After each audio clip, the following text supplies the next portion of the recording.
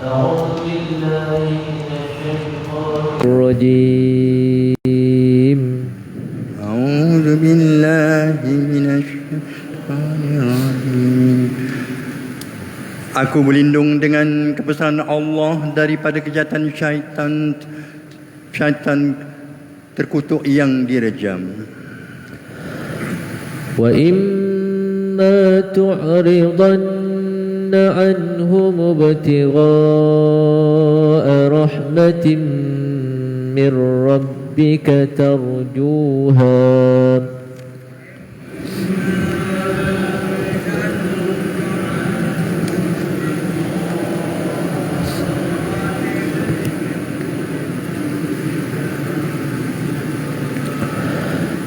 فقل لهم قولا ميسورا.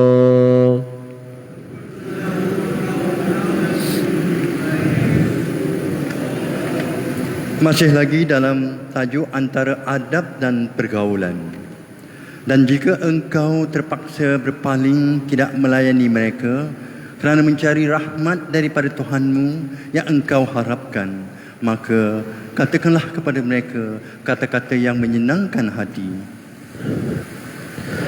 ولا تجعل يدك مغلولة إلى عنقك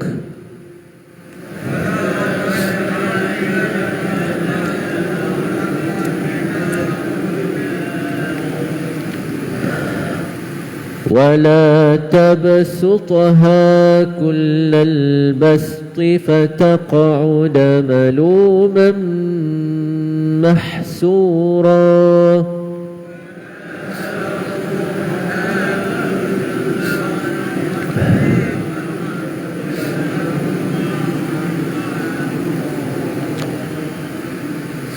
Dan janganlah engkau jadikan tanganmu terbelenggu di lehermu, iaitu janganlah kamu kedekut dan bakhil, dan janganlah pula engkau menghulurkannya dengan sehabis-habisnya, iaitu janganlah kamu boros dan berbelanjakan dan dengan melebihi kemampuanmu, kerana akibatnya akan tinggal engkau dalam keadaan yang tercela lagi menyesal. Inna rabbaka yabsutur rizqa liman yasha'u wa yaqdir.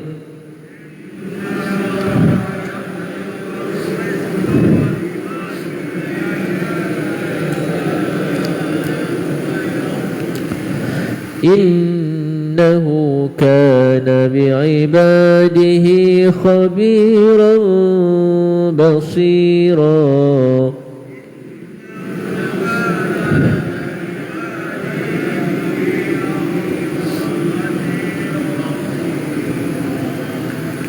Sesungguhnya Tuhanmu yang meluaskan rezeki bagi siapa yang dikehendakinya, dan Dia juga yang menyempitkannya mengikut yang demikian.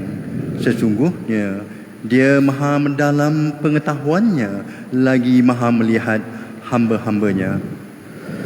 ولا تقتلوا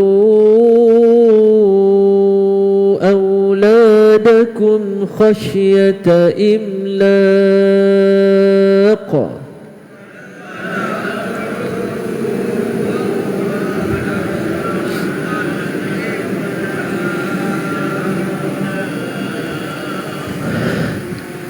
نحن نرزقهم وإياكم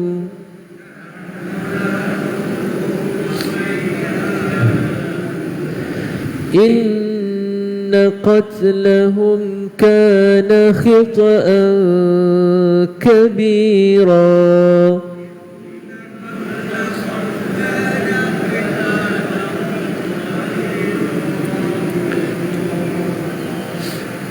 Dan janganlah kamu membunuh anak-anak kamu kerana takutkan kemiskinan.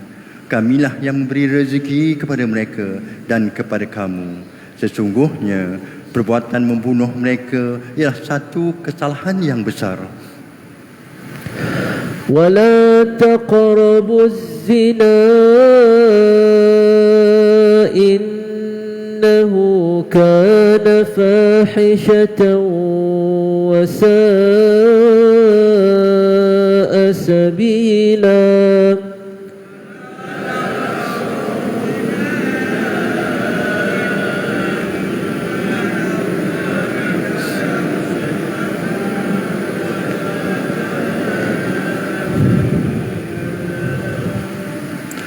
Dan janganlah kamu mendekati zina.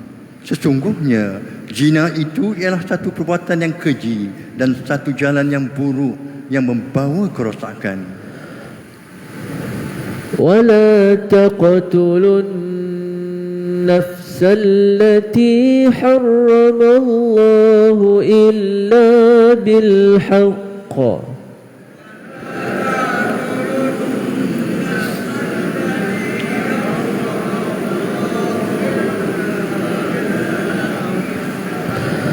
ومن قتل مظلوما فقد جعلنا لوليه سلطانا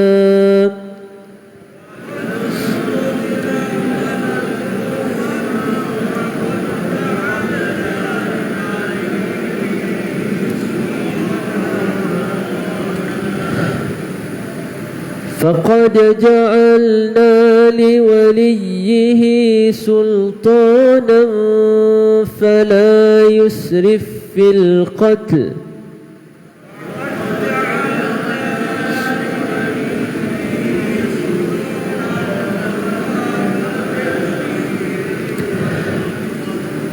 إنه كان منصورا.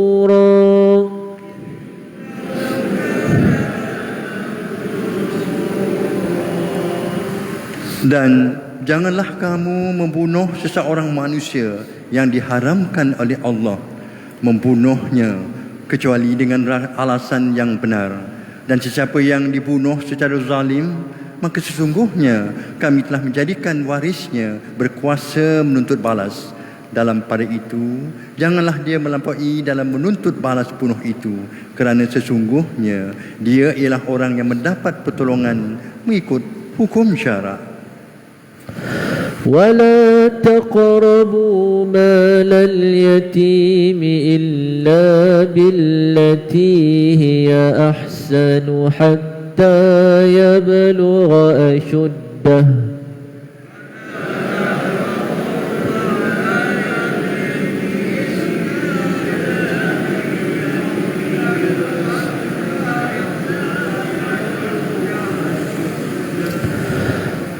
وأوفوا بالعهد إن العهد كان مسؤولا.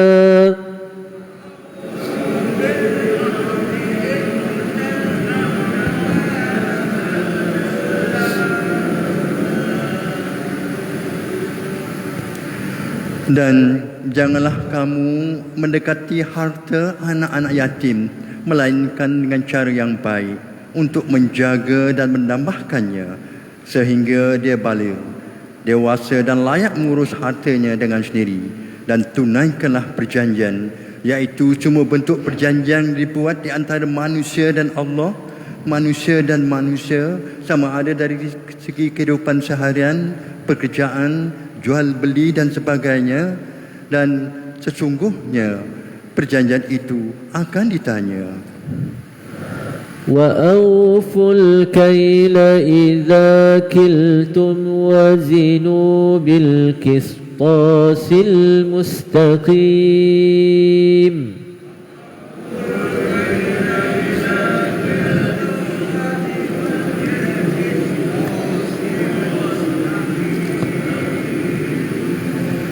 ذلك خير وأحسن تأويلا.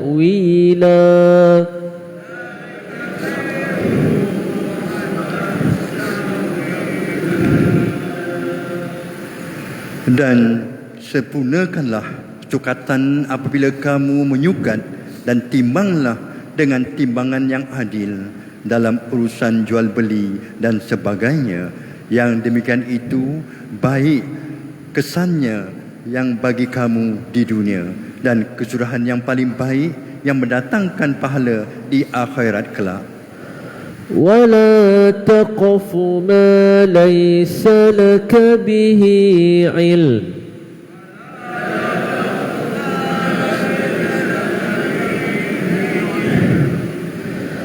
إن السمع والبصر والفؤاد كل أولئك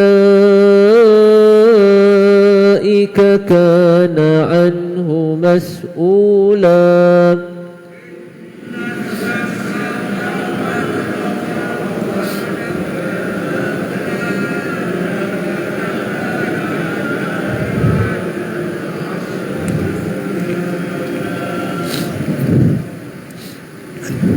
Dan janganlah engkau mengikut apa yang engkau tidak mempunyai pengetahuan tentangnya. Sesungguhnya pendengaran dan penglihatan serta hati, semua anggota itu tetap akan ditanya tentang apa yang dilakukannya. ولا تمش في الأرض مرحا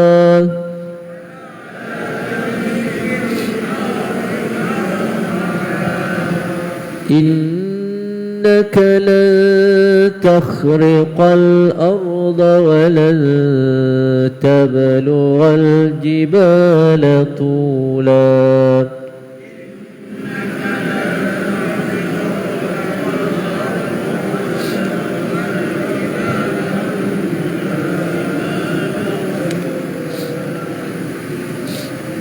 Dan janganlah engkau berjalan di bumi dalam keadaan bongkak, kerana sesungguhnya engkau tidak sama sekali dapat menebusi bumi dan engkau tidak sama sekali dapat menyamai ketinggian gunung ganang.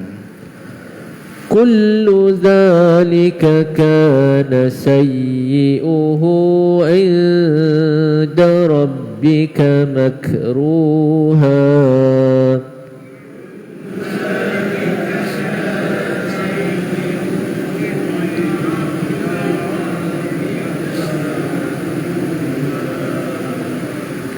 Semua itu ialah kejahatan yang dibenci di sisi Tuhanmu. Sadaqallahul Azim. Benarlah Allah yang Maha Agung. Bismillahirrahmanirrahim. Allahumma arhamna bil Qur'an waj'alhu lana imaman wa nuran wa hudan wa rahmah. Allahumma dhakkirna minhu ma nusina wa allimna منه ما جاهلنا وارزقنا تلاوته آناء الليل وأطراف النهار واجعله لنا حجة يا رب العالمين. InsyaAllah pada pagi yang mulia ini, kuliah subuh akan disampaikan oleh Ustaz Ahmad Azran bin Ahmad Kamal yang dikenali sebagai Imam Muda Aran.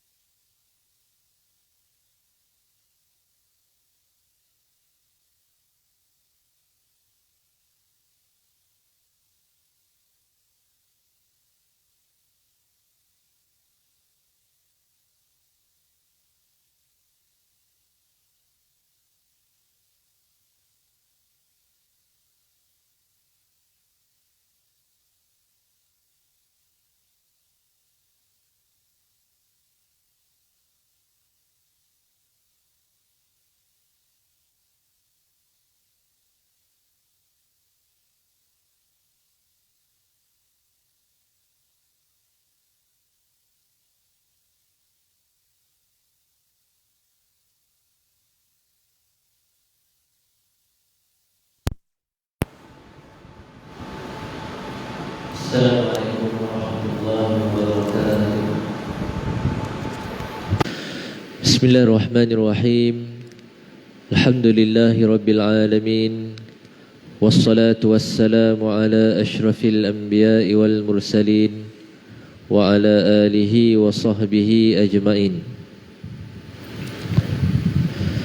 Subhanaka la ilma lana illa ma 'allamtana innaka antal alimul hakim. Wala hawla wala quwwata illa billahil aliyyil azim. Rabbi shrah li sadri wa yassir li amri wahlul 'uqdatam min lisani yafqahu qawli. Rabbi yassir wa la tu'assir ya karim. Amma ba'd. Yang dimulakan barisan imam dan Bilal ataupun para pegawai masjid, dihormati pengurusi dan ahli jawatankuasa Masjid Qaryah Pancu Jaya, seterusnya ibu-ibu, ayah-ayah, tuan-tuan, puan-puan, muslimin, muslimat yang dirahmati Allah sekalian. Allah Subhanahu wa taala berfirman di dalam surah Shad ayat yang ke-29. A'udzubillahi minasyaitonir rajim. Kitabun anzalnahu ilaika mubarakun liyadabbaru ayatihi wa liyatadhakkara ulul albab. Sadaqallahul azim. Maksudnya, Al-Quran ini sebuah kitab yang kami turunkan kepada kamu dan umatmu, wahai Muhammad sallallahu alaihi wasallam. Kitab yang banyak faedah-faedah dan manfaatnya untuk orang-orang yang berakal sempurna, beringat, mengambil iktibar. Di dalam ayat 29 surah Shad ini, tuan-tuan, inilah tujuan kenapa Al-Quran diturunkan. Ya, koklah kita tertanya-tanya lah kan, sebab apa Quran ni Allah Ta'ala turunkan? Ya, itu tujuan dia. Ya, tujuan Al-Quran itu diturunkan supaya apa? Supaya kita mentadabbur ayat-ayat Al-Quran tersebut. Dijelas dalam ayat tu Allah SWT sebut apa? Al-Quran tu Allah turunkan kepada Nabi SAW dan umat baginda. Dan Al-Quran itu special untuk Nabi dan juga umat baginda. Kita lah, siapa lagi kan? Tiba-tiba tuan-tuan, Al-Quran yang dah ada ni, tiba-tiba kita tak guna, kita tak pakai, kan? Di masjid ni alhamdulillah hanya berterusan bacaan talaki Al-Quran, menterjemahkan ayat-ayat dibaca macam tadi tu kan. Ini salah satu cara untuk kita memuliakan Al-Quran. Lebih-lebih lagi di bulan Ramadan ni lah. Okey. Baik, mana jangan berhenti. Teruskan ya kaedah kita bertalaki ni tadi. Baik. Syekh Sya'rawi rahimahullah ketika mentafsirkan ayat 29 surah Shad ni, dia huraikan maksud perkataan mubarak.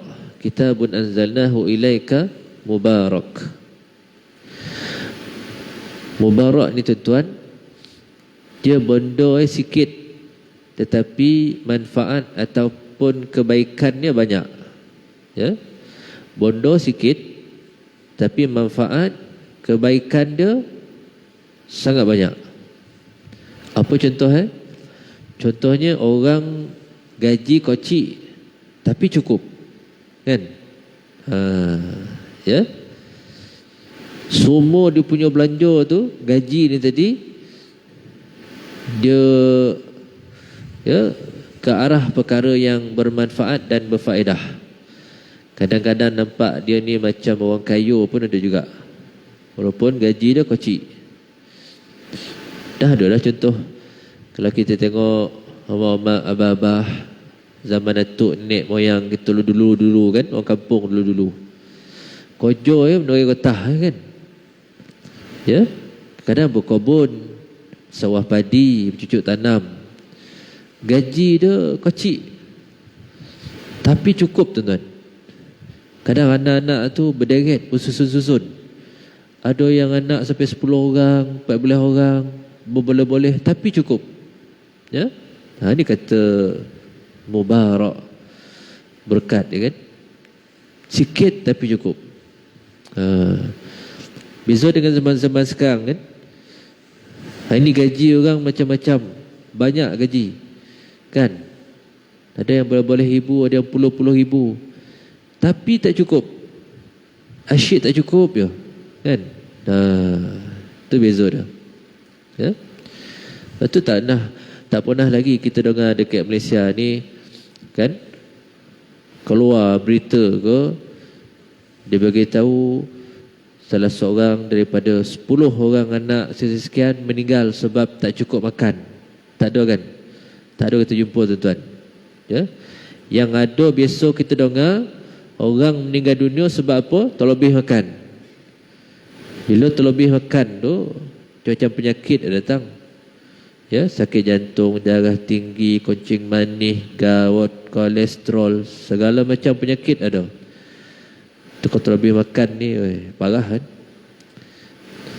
Macam pagi ni tadi kan, lepas kiam ada sahur, sodap pula masak itu. Masak asam podeh tu kan, lama tak jumpa dah. Saya pun balon dah tadi. Banyak betul tu yang waktu semayang tadi tu kan, tarik napih pun susah. Ya, dia terlebih makan ya. Selalu makan sikit ya kan, selalu 2-3 suap. Ni tadi tu satu mangkuk, satu tupperware kan. Ya Allah, baik macam mana dah nikmat makan begini. Kita pun belasah lah kan. Baik, persoalan dia tuan-tuan, macam mana pula Allah Ta'ala buatkan rezeki yang sikit tadi tu boleh cukup. Macam mana Allah Ta'ala memberkati rezeki yang sedikit ni tadi? Yang pertama, Allah Ta'ala memberikan rasa qanaah terhadap Tuhan, terhadap yang mempunyai badan ni tadilah. Dia rasa cukup. Apa yang dia ada, Alhamdulillah. Ini masalah orang hari ni, apa yang ada tu dia rasa macam tak cukup je lagi. Dah beli, dah baju raya 3 pasang macam tu kan, tapi tangan tu gatal, nak je buka tengok dekat handphone tu, shopping online kan. Dia order juga lagi 2 pasang, dah jadi 5. Gatal tangan tu. Sekarang ni kan senang, tak payah pergi kedai, buka handphone tu kan. Sampailah van, pos laju, JNT, Lala ke apa benda kan. Tintin dah ada rumah kan. Itulah dia. Dia rasa tak cukup. Ya. Tu Allah Ta'ala jadikan rasa cukup ya pada seseorang tersebut. Itu nombor 1. Nombor 2 tuan-tuan, ya, rezeki yang sikit ni tadi sebabkan berkat rezeki tu walaupun sedikit tapi dia mencukupi. Ya, kerana yang kedua, rezeki yang sedikit tu dia belanjakan untuk perkara-perkara yang memberi faedah sahaja. Dia tak halalkan ke arah benda yang tidak bermanfaat. Kan? Ini kalau kita tengok orang muda contoh kan. Baru kerja dah macam-macam nak beli. Sebulan 2 kerja dah nak beli handphone apa tu? iPhone. iPhone yang latest tu.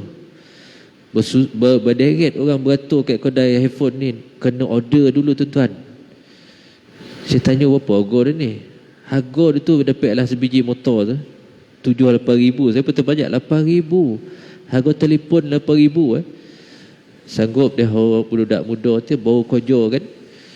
Dia kata mana orang datang duit banyak-banyak Utang bayar bulan-bulan. Lah, kita biasa bayar bulan-bulan duit kereta je kan.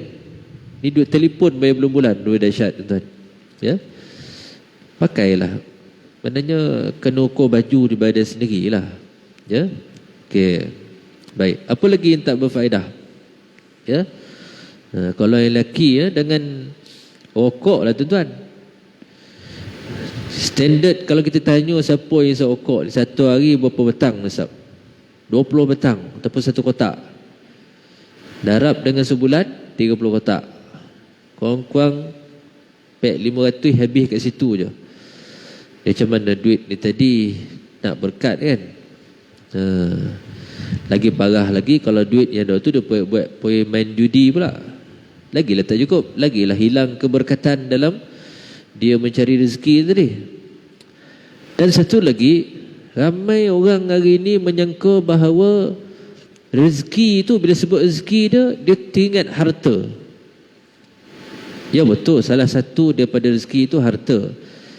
Tapi rezeki ni dia macam-macam. Banyak, dia bukan sekadar wang ringgit sahaja. Kan? Contohnya tuan-tuan, Allah SWT lapangkan masa tuan-tuan dapat beramal ibadat. Contohnya berqiyamul lail, dibangkit, diberikan kekuatan untuk beramal di bulan Ramadan. Itu rezeki. Masa yang ada tu kita manfaatkan dengan majlis ilmu, contohnya rezeki. Dengan baca Quran, rezeki. Ya, kita dikelilingi oleh kawan-kawan ahli jemaah, rakan-rakan yang sentiasa mengingatkan kita perkara kebaikan. Ataupun kalau kita buat salah, ditogur kita. Sebab apa? Disayang dekat kita. Rezeki. Kita dikelilingi orang yang alim, orang yang baik, orang yang soleh. Rezeki. Kita ni biasa-biasa tiba-tiba anak-anak kita tu mendengar cakap kita hormat, pandai beradab, cakap pun bagus, baik tutur kata, sopan santun tingkah lakunya, sejuk mata kita tuan-tuan. Tak kaya tak apa, tapi beradab kan. Ingatlah ada tagline dia, tak handsome tak apa, yang penting kaya kan. Itu lain dah. Boleh juga lah. Tak handsome tak apa, yang penting kaya pun okey juga kan. Tak kaya tak apa, yang penting tak handsome tak apa, yang penting kaya dan beradab. Kena tambah sikit lagi. Hari ni ramai orang hilang adab kan. Oh dahsyat. Punya tak beradab orang hari ni tuan-tuan. Dengan mufti-mufti pun dimaki hamun. Dahsyat betul. Jadi hilang berkat kalau macam tu. Al-adab qabla talab. Adab dulu baru ilmu. Tak guna kalau kita belajar tinggi-tinggi, ilmu banyak tapi tak ada adab. Tak usahlah macam ni. Ya, buang-buang masa je. Tinggalkanlah orang yang tidak ada adab ni tuan-tuan. Okey? Itu. Benar, rezeki ni macam-macam. Sihat tubuh badan, jarang sakit kan, pun dikira sebagai rezeki. Dan perlu kita ingat, rezeki juga apa dia? Tidak membelanjakan harta kita tu kepada perkara yang dilarang oleh Allah Subhanahu wa taala. Okey? Itulah tujuan Al-Quran diturunkan, untuk kita tadabbur. Dan perkataan Mubarak tadi, itulah huraiannya oleh Syekh Sya'rawi rahimahullah ta'ala. Okey. Kemudian Syekh Sya'rawi lagi, dia mentafsirkan maksud mentadabur ayat-ayat Al-Quran ni apa dia?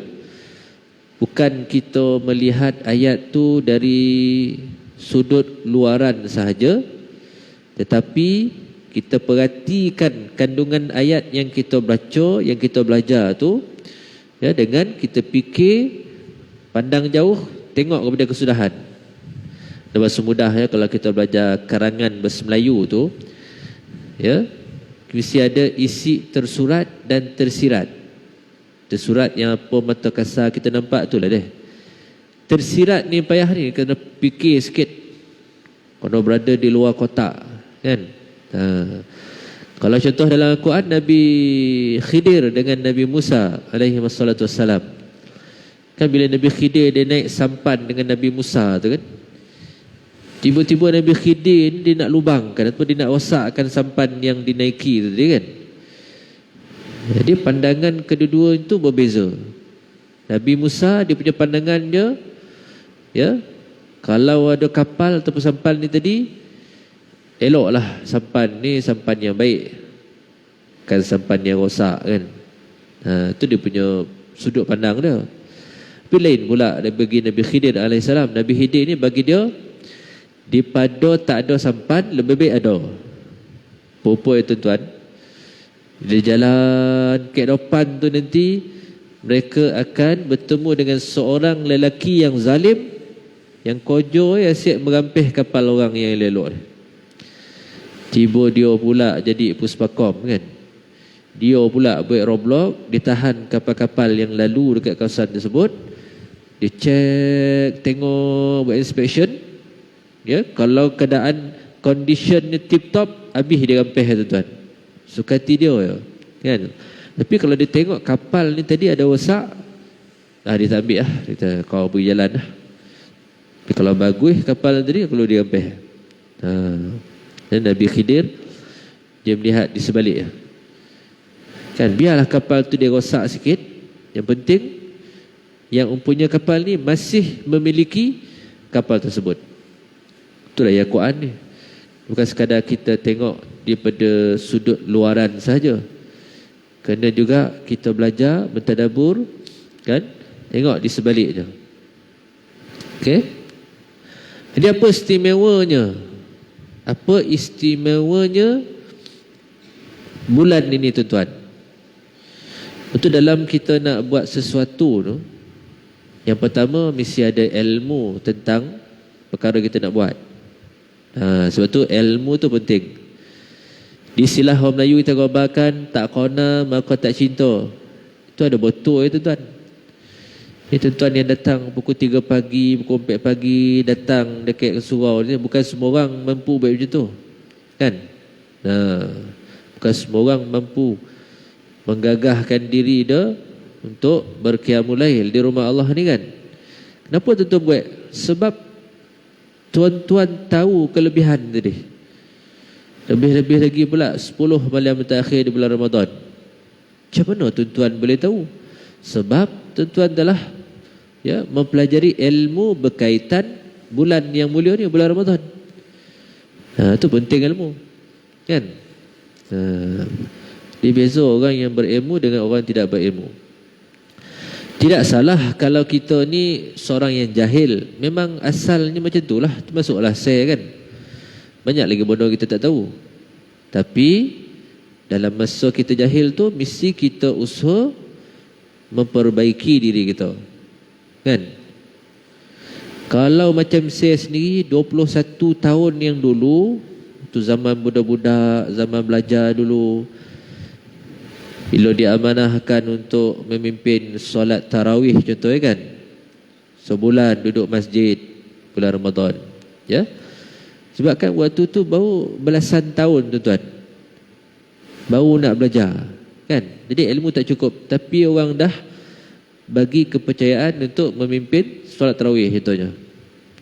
Jadi sebabkan ilmu tak cukup ni, kita pun bawa tarawih itu ikut sukati kita lah, ikut kaedah sendiri, betul tak? Ya? Al-Fatihah tu senapih tuan-tuan dulu lah kan, daripada bismillah sampai waladhdallin satu napih. Tapi tahun demi tahun ya, belajar dan belajar, akhirnya kita tahu, oh selama ni yang aku bawa ni tak betul cara tu, maknanya kurang tepat kan. Bukanlah solat tu batal, sah sembahyang, tapi kalau ada tuan-tuan guru duduk belakang kita tu panih hati apalah macam ni pula imam ni baca ni kan. Jadi bila kita dah belajar tajwid ya, berguru, bertalaki, baru kita tahu oh kaedah bagaimana Nabi SAW membaca Al-Fatihah, baca Quran contoh kan. Setiap kepala ayat tu baginda SAW akan berhenti, Bismillahirrahmanirrahim, dia waqaf, berhenti. Alhamdulillahi Rabbil Alamin. Berhenti. Dan kalau Fatihah ada 7 ayat, 7 kali dah Nabi SAW akan berhenti. Itu yang terbaik lah. Kalau kita dapat buat, ya, tak kisah solat fardu ke, solat sunat ke, maka 5 bintang lah. Tapi kalau dia rasa nak sambung bacaan tu, boleh, tak ada masalah. Ikut kaedah yang istilah dia waqaf umpet, berhenti umpet-umpet, kan? Ya, macam mana cara dia? Bismillahirrahmanirrahim. Berhenti. Alhamdulillahi Rabbil Alamin Ar-Rahmanir Rahim Maliki Yawmiddin. Berhenti. Dah 2 dah. Iyyaka na'budu wa iyyaka nasta'in. Dah 3. Ihdinas siratal mustaqim siratal ladzina an'amta 'alaihim ghairil maghdubi 'alaihim waladdallin. 4. Tu waqaf 4 nama. Kalau berhenti kat 4 tempat itu tuan, kalau kita belajar tajwid dia waqaf tam, waqaf yang sempurna. Okey? Ataupun kaedah satu lagi waqaf 3 namanya. Beza sikit dengan yang tu tadi. Apa dia? Disambung yang first tu. Bismillahirrahmanirrahim. Alhamdulillahi Rabbil Alamin Ar-Rahmanir-Rahim Maliki Yawmiddin. Disambung bismillah tu dengan alhamdulillah. Jadilah 3. Kan? Adapun kaedah yang kebanyakan orang suka buat ni, sambung semua ayat, sembahyang dia sah, cuma tidak menepati kaedah yang diajar oleh guru-guru Al-Quran. Ya? Kalau buat juga, kalau orang yang tahu tu, dia duduk belakang, dia kata, jahil imam ni, kan? Ya? Dia kena belajar lagi lah. Dia tak salah kalau kita jahil, tapi kita kena belajar. Dan jangan ada rasa sombong dalam diri, kan? Sebab kalau ada sifat sombong dalam diri kita tuan-tuan, apa pun tak jadi, kan? Kalau dia buat benda yang salah, bila orang kata kau ni elok kau cari guru, kau tak laki lah, dia tak nak terima, dia tak boleh terima. Dia akan kembarkan apa? Betul apa yang dia buat ni, tak payah nak guru-guru lagi dah, kan? Okey lah ni. Tu bahaya kalau ada sifat sombong. Tu kalau jahil. Kalau orang yang berilmu, orang yang alim, kemudian dia ada sifat sombong pun sama juga. Ilmu banyak, lepas tu sifat sombong pula, apa akan jadi? Dia merasakan dia seorang je betul, orang lain semua salah berlaku, tuan-tuan. Dia nak pendapat dia seorang digunakan. Ni pun masalah. Tu jangan ada sifat sombong. Kita tengok macam mana Iblis, kesombongannya itu enggan sujud kepada Nabi Adam AS apabila Allah Ta'ala perintahkan, lalu rugilah Iblis ni tadi, dikeluarkan daripada syurga. Kan? Seperti mana Allah SWT sebut dalam hadis yang Nabi SAW sebut, hadis ni, Al-kibriya'u ridai wal azamatu izari. Sombong itu pakaian aku, kata Allah Ta'ala. Keagungan itu kainku. Sombong tu pakaian Tuhan, agung tu kain Tuhan. Adakah maksudnya Allah Ta'ala tu pakai baju, pakai kain macam kita? Tak, kan? Mana boleh? Mana boleh kita samakan? Itu perumpamaan. Maknanya tuan-tuan, ada ke kita tengok dekat dunia ni orang pakai baju, contoh jubah ni kan, selai jubah ni masuk 2 orang, boleh tak? Mana boleh, kan? Pakai kain pelekat contohnya, ya? Tiba-tiba abang nak sumpang, ustaz pakai kain pelekat ni nak pergi mana ni? Nak pergi tarawih dekat masjid. Masjid mana? Masjid Pancur. Alang-alang dah pergi masjid sama tu, boleh saya tumpang sekali tak masuk dalam kain? Satu kain pakai 2 orang, mana boleh, kan? Lain jadi itu, kan? Pola kono dia ni nak tumpang sekaki pula, nak ada kain orang, mana boleh. Macam itulah sifat sombong dan sifat agung ni hanya layak untuk Tuhan saja. Kita sebagai makhluk ni tak boleh sifat sombong, tuan-tuan. Okey? Baik. Bila dah ada ilmu, kemudian perkara yang nombor 2, mesti kita memperbetulkan niat. Niat kena betul, kan? Dengan ada niat inilah yang membezakan sesuatu yang kita buat itu dia jadi ibadat ataupun adat, kan? Tuan-tuan datang ke masjid pagi-pagi ni kan, apa niat tuan-tuan? Ya, kalau niat dia datang tu kerana Allah Ta'ala, dapat pahala lah. Tapi kalau niat dia tu dia datang sebab dah satu taman pergi masjid, takkan dia seorang duduk rumah. Niat dia tu sebab tengok orang buat, dia pun ikut. Ya, jadi adat je lah. Ya, dia bukan jadi ibadat. Okey. Dia kena selalu betulkan niat. Kadang-kadang niat kita betul lah, cuma di pertengahan jalan, ya, ada je gangguan-gangguan, bisikan-bisikan yang ajak kita supaya kita ni, niat kita tu tergelincir tuan-tuan. Dia kena cepat-cepat kita patah balik, terbetulkan niat kita. Yang nombor 3, kena banyakkan berdoa. Selalu berdoa. Dalam solat, luar solat, kan? Lebih-lebih lagi bulan Ramadan ni. Bulan Ramadan ni dia istimewa. Tak sama macam 11 bulan lain. Bulan Ramadan ni setiap saat di bulan Ramadan tu Allah Ta'ala akan pilih di kalangan hamba-Nya untuk dikabulkan doa, ya, dimasukkan hamba-Nya di dalam syurga ataupun dibebaskan daripada api neraka. Okey? Banyak berdoa. Yang nombor 4, ya, Al-Quran. Jadi istimewanya bulan yang kita lalui sekarang ni sebab apa? Sebab hari ulang tahun penurunan Al-Quran. Kan? Macam mana tuan-tuan sambut birthday, ya? Kalau birthday anak tuan-tuan bulan ni contohnya, apa tuan-tuan akan buat? Beli belon, beli kek, beli hadiah. Kan? Special. Tak sama macam bulan lain. Macam itulah dengan bulan Ramadan ni. Special dia sebab Al-Quran. Maka konolah kita, orang yang tak pernah belajar Al-Quran, inilah maksudnya dia mula untuk belajar Al-Quran. Orang yang tak pernah khatam Al-Quran, lalu bulan ni cuba khatamkan sekurang-kurang sekali. Tak dapat sekali, khatam 2 kali lagi bagus. Kan? Ya? Tadarus Al-Quran. Okey. Baik. Jadi istimewa bulan ini kerana Al-Quran. Yang seterusnya, yang kelima, memberi makan dan bersedekah. Kan? Bulan Ramadan ni belanja kita untuk makan tu kita lebihkan sikit. Bukan sekadar untuk ahli keluarga kita, tetapi kita memikirkan orang-orang yang susah, ramai yang susah di luar sana, dalam Malaysia, luar Malaysia.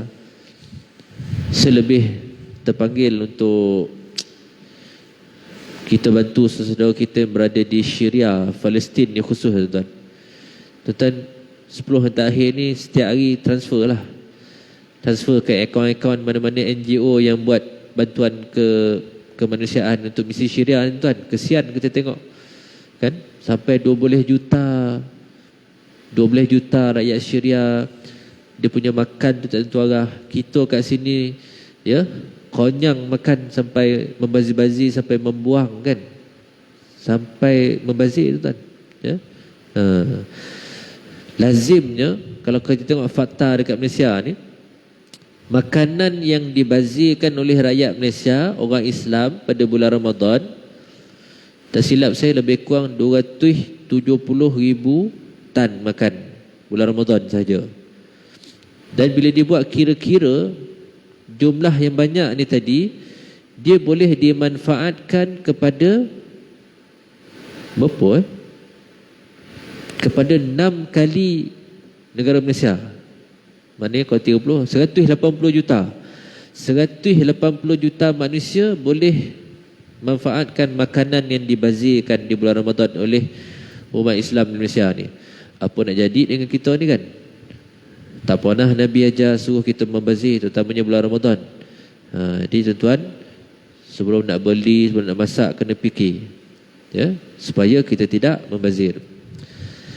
Dan yang terakhir, qiyam Ramadan, ya, mana kita menghidupkan malam hari di bulan Ramadan. Qiyam Ramadan ni, istilah ni Nabi SAW sebut qiyam, menghidupkan malam di bulan Ramadan. Dia bukan sekadar kita sembahyang tarawih, sembahyang witir, tetapi qiyam Ramadan tu termasuklah padanya qiyamul lail, kita bertahajud kan, kita mengkhatamkan Al-Quran, baca Al-Quran, berzikir, bersalawat, majlis ilmu, ya, bersedekah, masuklah tu. Okey? Baik. Jadi apa keistimewaan Al-Quran yang kita dah baca setiap hari ni tuan-tuan?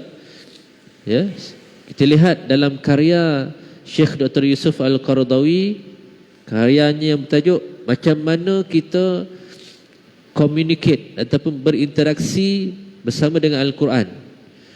Antaranya beliau menyebut apa? Yang pertama, istimewanya Al-Quran ni, nombor satu, Al-Quran ni dia kitab ilahi. Kan? Maknanya kitab ilahi ni dalam surah Hud ayat yang pertama Allah Ta'ala sebut, yang bermaksud Al-Quran itu dia tersusun rapi dia punya ayatnya.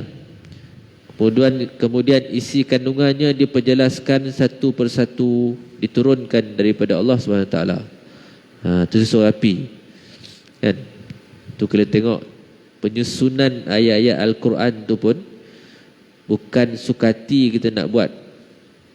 Nabi pun ya bukan ikut suka dia, tapi berpandukan wahyu. Kita ambil contoh dalam surah Al-Waqi'ah kan? Surah Waqi'ah antara nikmat syurga yang Allah Ta'ala gambarkan surah Waqi'ah apa dia? Didatangkan gelas ataupun cawan ataupun piala yang berisi dengan arak, air daripada arak tadi, dihidangkan kepada penghuni syurga tadi. Ya.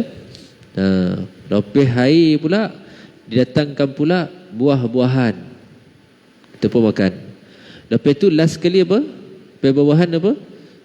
Barulah dihidangkan daging burung antaranya. Kan?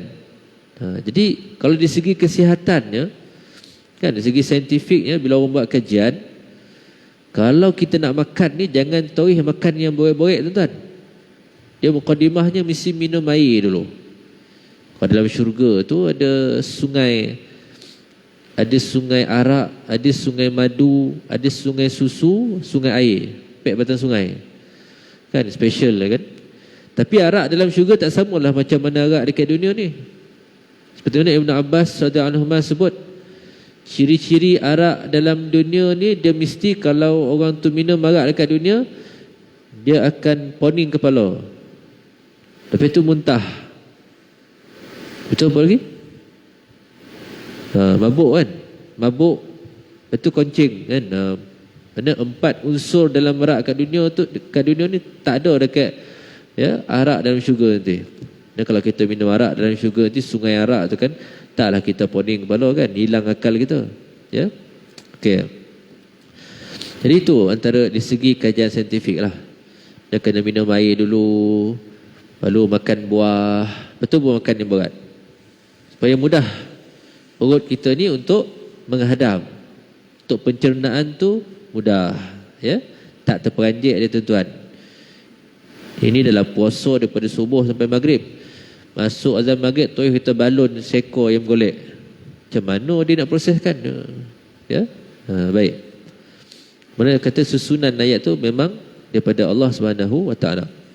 Kemudian yang kedua, Al-Quran ini adalah kitab yang terpelihara. Allah Ta'ala sebut dalam surah Hijr ayat 9, sesungguhnya kamilah yang menurunkan Al-Quran, kamilah yang meliharanya. Memang betul. Ya. Dah ribuan tahun Al-Quran itu diturunkan kepada Nabi SAW, sampai ke hari ini tak ada seorang pun yang boleh mengubah ayat-ayat Al-Quran tadi. No, kalau ada kot lah ada di kalangan manusia tu cuba untuk tukar dia punya baris walaupun satu tuan-tuan, elok beratas dia tukar bagi bawah, pasti akan dapat diketahui. Kita akan dapat detect. Antaranya sebab para hufaz yang menghafal Al-Quran antaranya. Okey. Kemudian Al-Quran ni dia mukjizat. Kan? Khusus buat Nabi SAW. Sebab tu kalau disebabkan dia ni kalam Allah, sekiranya dikumpulkan semua jin dan manusia atas muka bumi ni, kita berganding bahu dengan jin untuk kita bina ayat-ayat Al-Quran yang ayat-ayat yang sebanding dengan Al-Quran, maka takkan mampu. Kerana apa? Kerana Al-Quran ni mukjizat, datangnya daripada Allah Subhanahu wa taala.